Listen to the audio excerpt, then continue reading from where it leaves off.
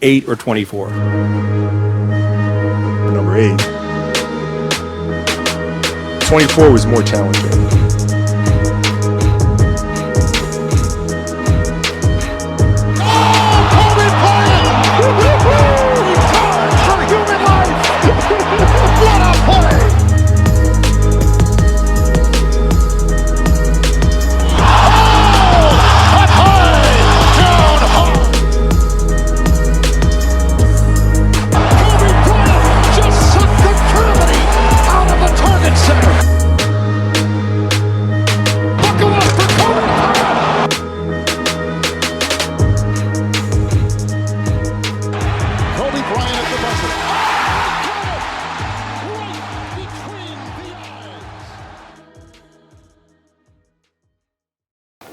It's Monday, so that means 3 things. 1, I'm not your MCM.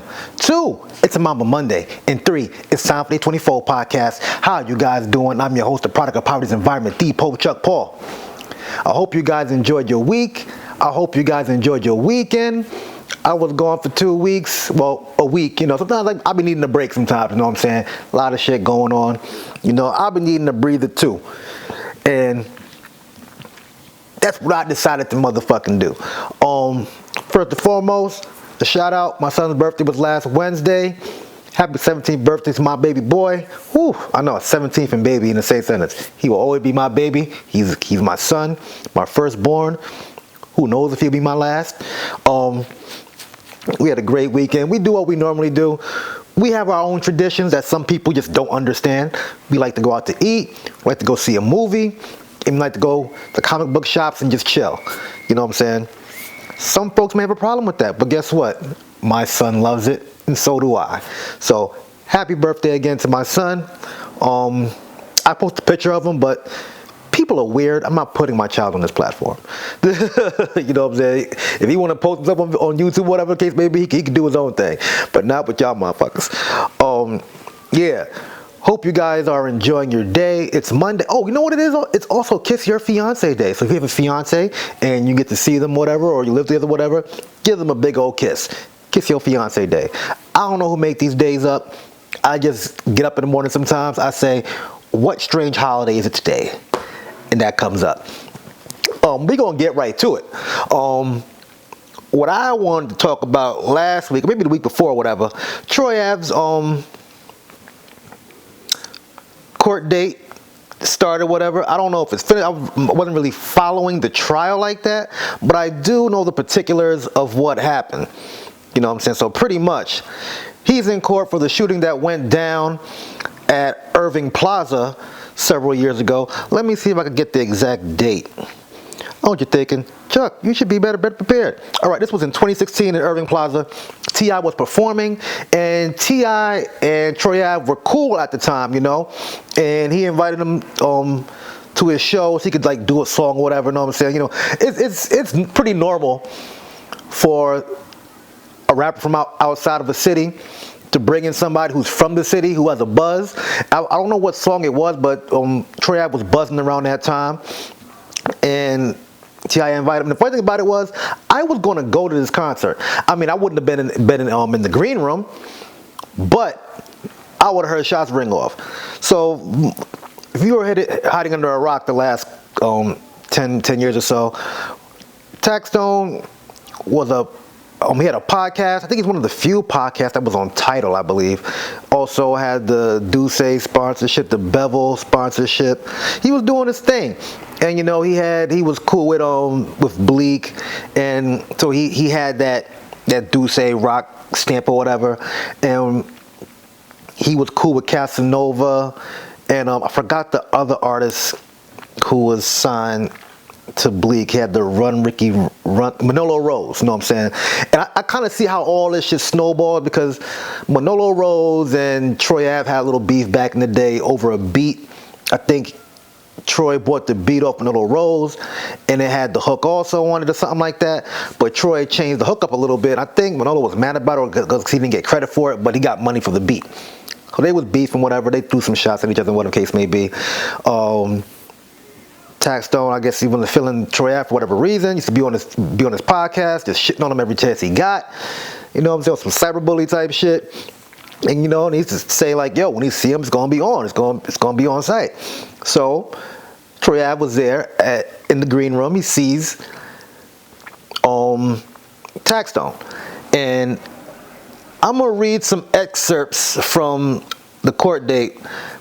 But one of them, the thing that he said that he's seen Taxstone. Taxstone was like, yo, what's popping when he seen him? So Troy Ave security, his homie, banger. Before I get into it, this is why entertainers of all walks of life need to hire legal security and not your homeboys. Because legal security is going to get their legal burner inside, and legal security is going to put somebody down, and you won't have to worry about jail time. So, Banger approaches them, they get to fighting. Tax pulls the gun out. He shoots Banger, I guess by accident, whatever. Then Troy runs down on him. They fighting over the gun. Troy gets shot in the leg in the process. And he takes the gun and goes after Taxstone and shoots back at him. Now, I don't understand why people are having a problem with this saying like, oh, still trying to call Troy Ave a sucker or something like that. Because I know some street niggas who've gotten their gun taken away and almost gotten their head blown off from my hood. I won't say no names. Yeah, I be outside. Well, used to be. I'm retired. So after that, Troy was going to get charged for the murder of his security guard, but which makes no damn sense. Why would he kill his boy? And then after further investigation, because they found the gun inside of Troy's van.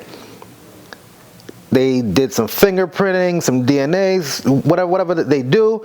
They found that the gun was really Taxstone's, that he brought it in, because his fingerprints were all over the magazine, meaning that he was one who loaded the clip and Troy's wasn't on there. Also, I think they traced it back to the person he bought it from down south, and they said they sold the gun to Taxstone. And mind you, Joe Buttons of all people interviewed Banger. Banger's brother. I forgot his name. He interviewed his brother, Trife Gangster. He interviewed his brother Trife, and Trife says, I seen the whole thing on video. And Joe asked him, did Troy Ave shoot your brother? He said, it wasn't Troy Ave. So there's nothing really Troy Ave can say on the stand that contradicts what's on video. The whole thing is on video. These are what folks are not understanding. Don't say nothing. Why would he take a charge that's not his? Especially a murder charge of his homie, one of his close friends. And a lot of the times it's people who talk this no snitching thing, whatever. I understand not snitching. You and your boy get caught up in some shit that y'all get down with together. You know what I'm saying? Y'all keep it solid 100. Less y'all say, less they can do. Because all police do is wait for someone to snitch, call in on tips and whatever case may be. You know. So that's the whole thing. I mean, personally, I wouldn't take the charge either. If me and my homie go somewhere and we see someone we have beef with and we get to fighting and he pull out a gun and kill my homie, I take the gun from him and I shoot at him, I'm not taking the murder charge of my boy. I'm not taking that charge. I'm not gonna say, yeah, my boy got killed, I'm gonna take that body, not the op. Nah, he could have that. I'll take whatever else charge that I committed. You know what I'm saying? That's what it pretty much boils down to. And I believe Troy was facing 15 years, and they said, we'll give you 1 year if you tell us what happened. Because, I mean, they know what happened. It's on video. So Troy said, fuck yeah, I'll take that. And you know what? I'm not even mad. I'm not even mad. At the end of the day, Tax, you were doing your thing. You tricked yourself out the streets, my nigga. What made you think you can fire a gun in a public setting in New York City and you're a felon? First of all, do you think you're going to shoot him or kill him and get away? It makes me think this nigga wasn't really that bright from jump. Think about it. How dumb can you be? Seriously. Because what was the worst that could have happened? It'd have been a 2-on-2 tag team match. Taxstone and Casanova versus Banger and Troy Ave. Y'all would have fought, got y'all shit off, maybe pieced it up after, do an interview with each other, make some money. And y'all both from Brooklyn. I'm going to read a few excerpts from the case. Troy said, I got up, Colin said. I'd rather die fighting. People die from leg shots. I'd rather die fighting than laying on the ground. I got up immediately. Collins finally got his hands on the gun and got his fleeing rival in his sights, only to have the weapon misfire, he testified. So he was chasing Taxstone with the gun. Only then did he notice that his pal and bodyguard Ronald Banga McFadder lay on the ground face down. I rolled his body over and I'm like, Banga, get up. Come on. I'm smacking him like, come on, bro, get up. Collins testified. And his eyes were rolling to the back of his head. His shirt was red, so I could tell he got shot. 2 bystanders were also wounded during the shooting in the crowded VIP room at a T.I. concert. And Collins was initially hit with attempted murder and gun possession charges for his role in the incident. Campbell's Taxstone, that's his last name, 37, is now on trial on murder, attempted murder, assault, and weapons possession charges. He ain't coming home. Collins' lawyer told the Post that prosecutors... Hold on. Pressing this thing, fuck shit up. Collins' lawyers told the prosecutors... Collins' lawyer told the Post that prosecutors promised him a 1-year sentence instead of the 15 years he could have faced in exchange for his testimony at Campbell's trial. Some folks might have mixed feelings about this shit. You know what I'm saying? Like, what's the difference between him with his situation and Tekashi's situation? Tekashi snitched on people that he paid to put out hits for him. Like, he was in the gang, doing illegal activity with the gang, then snitched on the gang.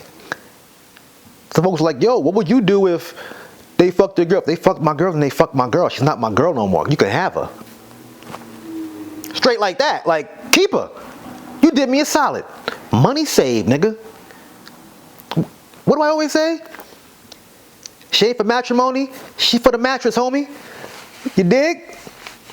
But I'm interested to see how this Troy Ave thing goes, how it ends.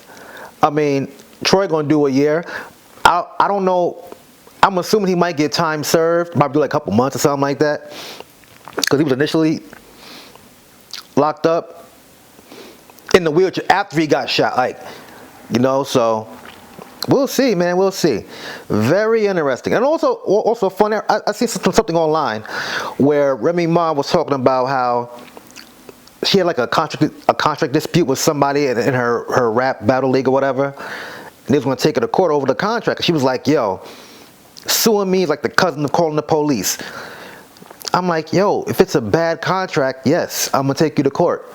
I can't shoot you over that. And even so, going back to Remy Ma's situation, Remy could fight.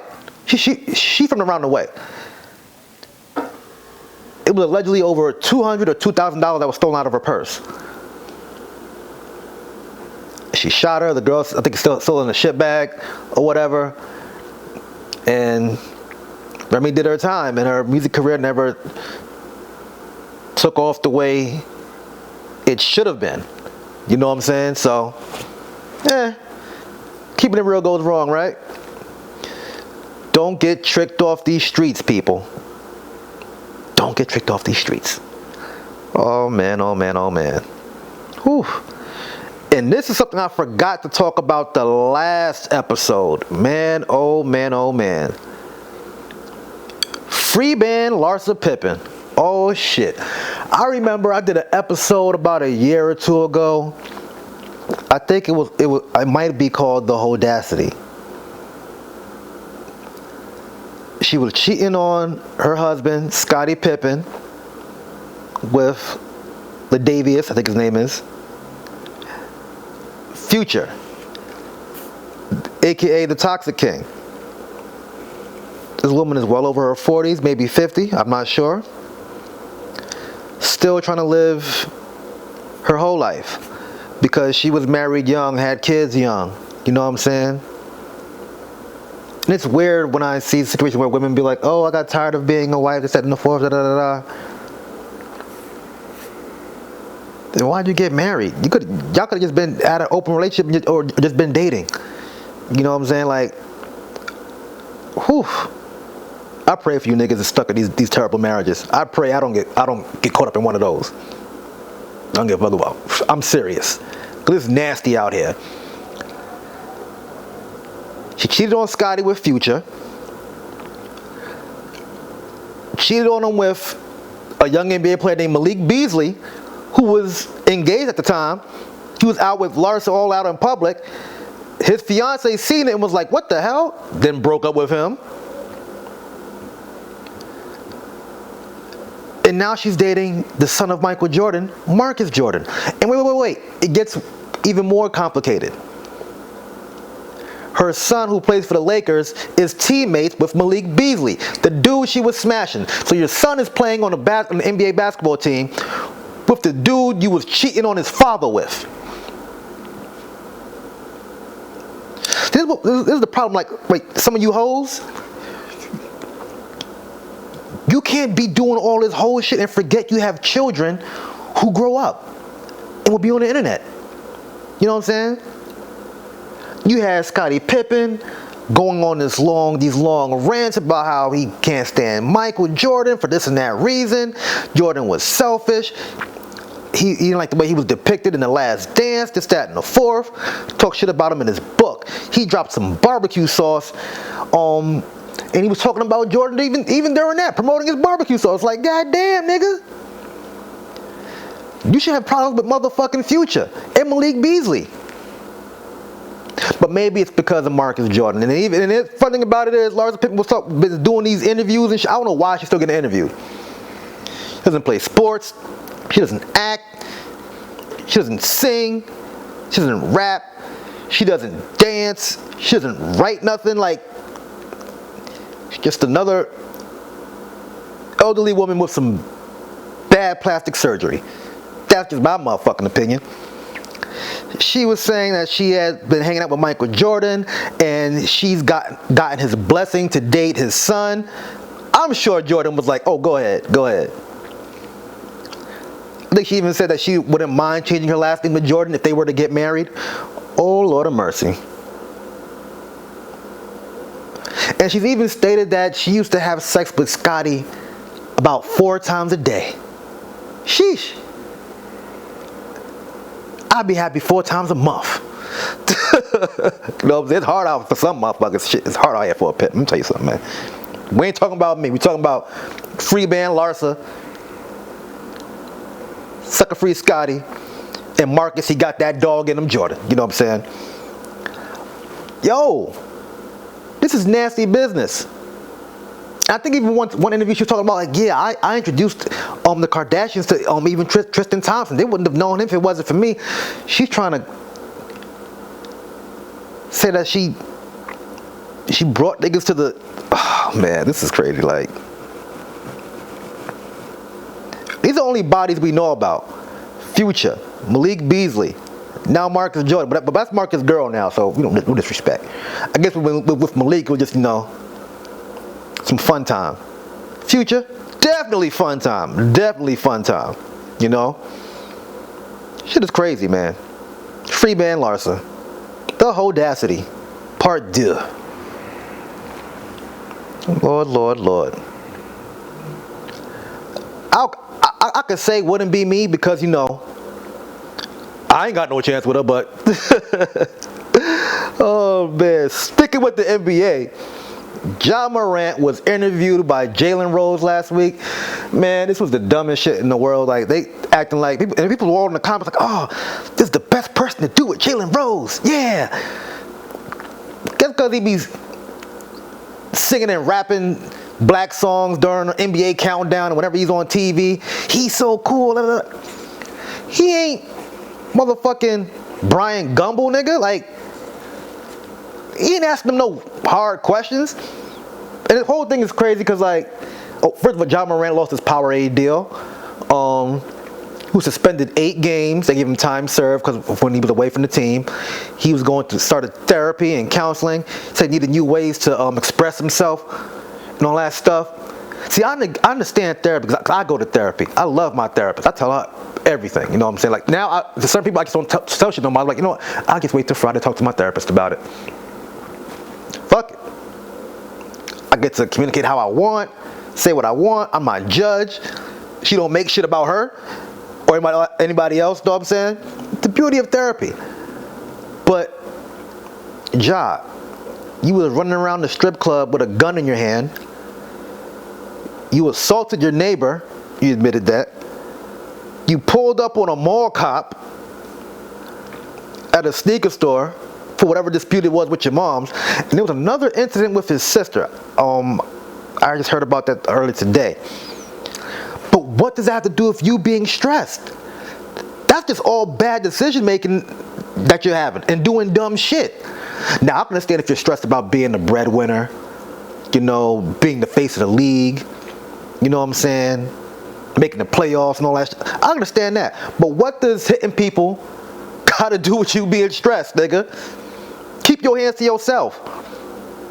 Then Jalen Rose going to ask him, was that your gun? Nah, the gun wasn't mine. What the fuck? Is this Vlad TV now? Because what if they say now, okay, cool, whose gun was it? I mean, like, it was the dumbest interview in the world if you ask me, like, the dumbest. The dumbest. And I'm tired of Klay Thompson counting his 4 fingers every time someone says something, like, my nigga, y'all might not make the playoffs. Well, y'all might just make the play-in and get bumped from that. Just play ball, my nigga. And Ja Morant, you too. Just play ball. They asked him about why he be throwing up gang signs. He said some dumb shit. Like, yo, just take accountability, my nigga. Say, yo, I felt like I was in the rap video, you know what I'm saying? I had my pistol, you know what I'm saying? I was just running around acting crazy, you know. I was just in the moment. You know what I'm saying? Yes, I had a gun in my hand, you know what I'm saying? He did a lot of them like, it wasn't loaded, you know. He could have even said it was a prop gun. But these days, the way motherfuckers have to use technology, they would have zoomed in that motherfucker and probably found the serial number and said, nope, this is made by Mattel. This is not made by Mattel. This is made by Glock, nigga. So please, just stop doing dumb shit, you know what I'm saying? Like, this whole trying to be a real nigga or even trying to be a bad bitch type era, like, yo, motherfuckers too old for that shit, man. Leave that dumb shit alone. Leave all the ratchet, real nigga, bad bitch shit for the rappers and entertainers and all that. All the sick. Leave that for the entertainers, man. You can still gritty and play ball. Hell, you wanna pop off some guns? Go to the range, dog.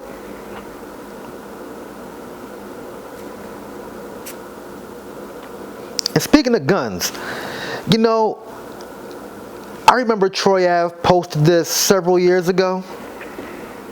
You shouldn't carry a gun if you are scared to use it. You only end up hurting yourself or an innocent person. Real talk. And look who liked this. Irving Plaza. Man. But yeah. Put the gun down, Craig. Use your hands. Get to live. Do what Pop says. Well, I don't know if you want to do what your Pop says, job. Like y'all niggas. Whew. Oh, and a couple of recaps. Some real big spoilers. And my lady gonna be mad because I watched it without her, because if I wait for her to watch BMF or Power, I would have been watching the season finale in episode 1 in the summertime. You know what I'm saying? Which should I start with first? So BMF, season finale. This is where they really go their separate ways, but they're still connected. Southwest T, he stays in Detroit. Meech goes down to Atlanta and set up shop, you know what I'm saying?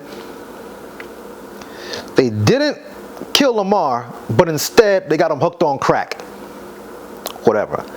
B. Mickey had a little falling out with Meech because Meech had one of his boys stake out B. Mickey's house, and the cop had gone over there to try to convince B. Mickey to take the charge for Kato and the first dude they killed who got found in the river. The reason why they wanted to take those charges is because the detective and whatnot, his son stole his gun and shot his bully. And they're going to charge his son with all 3 of those murders.